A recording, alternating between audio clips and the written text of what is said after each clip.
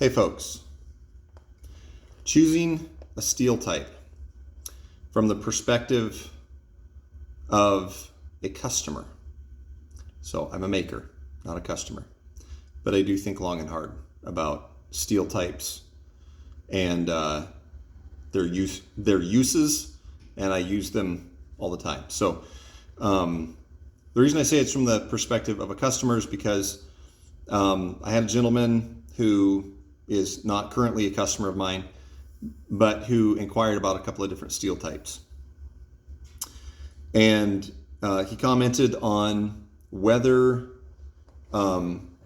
which he was asking which steel type to use. I'll just tell you what they were: M390 and K111, which I'm not real familiar with either one, especially not K111. But if I go look at the steel types at the metallurgical makeup, I learned a lot about them very quickly, and how that steel is going to perform based on its properties. So one of the questions he asked, and which was a very good question, he said, I'm concerned that even though M390, which has 20% chromium and 1.9% carbon, so those are the two kind of like primary driving properties, I would say, of that steel. Steel becomes stainless when it has 13% chromium, and with M390 having 20%, it is like way over the stainless threshold, way past the stainless threshold, which I'm not saying is a bad thing. It's just fact of the matter. For steel to be hard enough to make a good quality knife, it has to have at least 0.5% carbon, and with a carbon content of 1.9%, it is way over high carbon steel, like worlds beyond. Carbon in small amounts makes a huge difference. To give you an idea, a steel goes from being a medium carbon steel at like 0.5 to 0.6% carbon to being a high carbon steel right around 0.7%. So a little bit makes a big difference. All these things play into the hardenability of the steel, the toughness of the steel, the edge retention of the steel, the stability during heat treat, all kinds of stuff. So when a customer is choosing a steel type, I actually only offer my Damascus and ADCR-V2, which you see here, because I have to limit myself somewhere. And so I make the best choice of the steels that are out there. I'll go over this more in a later video, but I choose the best steel of all the steels out there. I look for cleanliness, so that is low amounts of sulfur and phosphorus.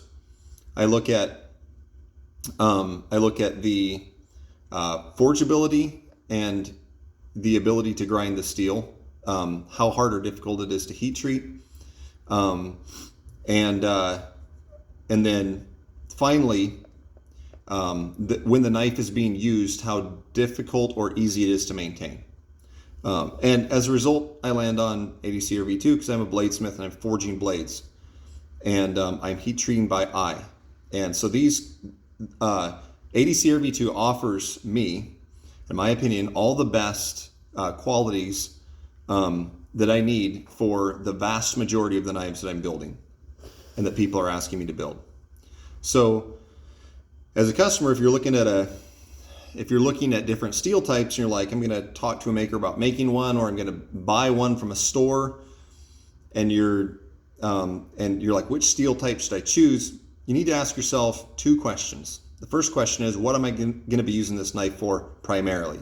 Now, the Western mindset is such that we like to say we have one knife and it does everything. Well, that's pretty unrealistic. This knife will do one or two things very well. It'll cut relatively well in the kitchen because it's ground nice and thin. It'll process black cod real well. You can fillet fish with it. But you're going to be hard pressed to split any wood with this knife, and it's not going to be a very good fighting knife and that sort of thing, based on its blade shape and thickness of the spine and things like that.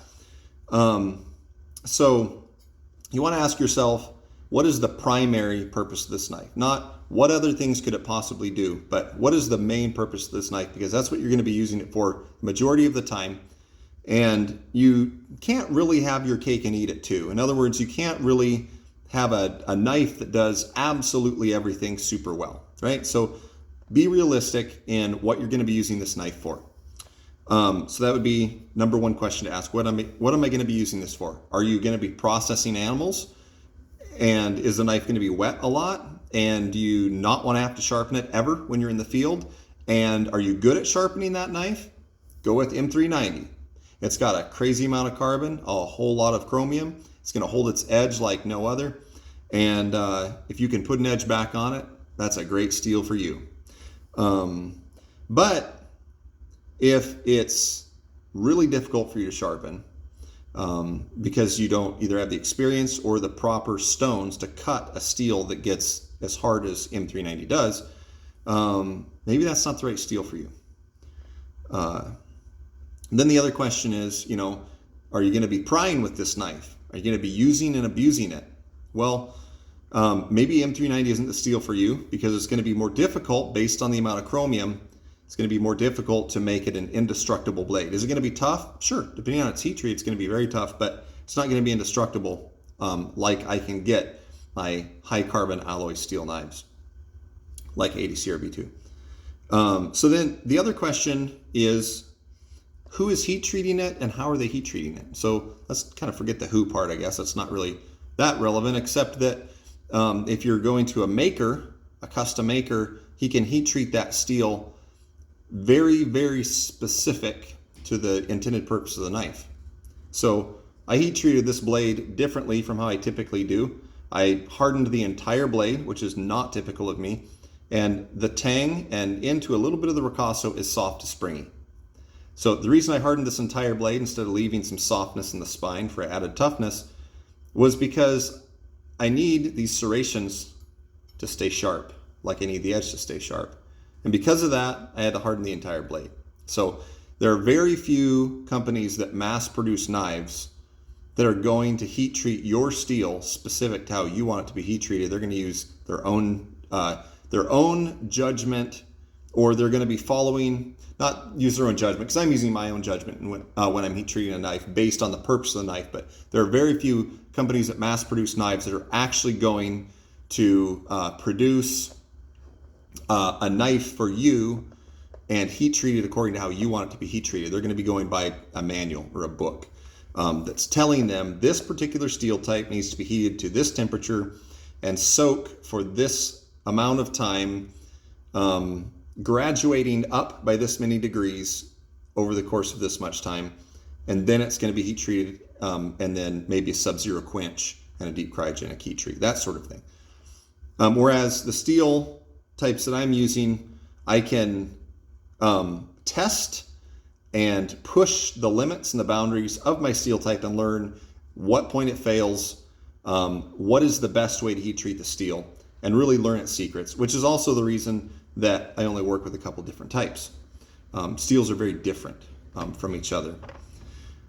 So 2 questions to ask. What is the primary purpose of this knife? And then number 2, how will this knife be heat treated? The heat treat of the knife is just as important as the steel choice. So anyway, I hope that this video adds a little bit of insight and clarity on choosing a steel type. Thanks for watching.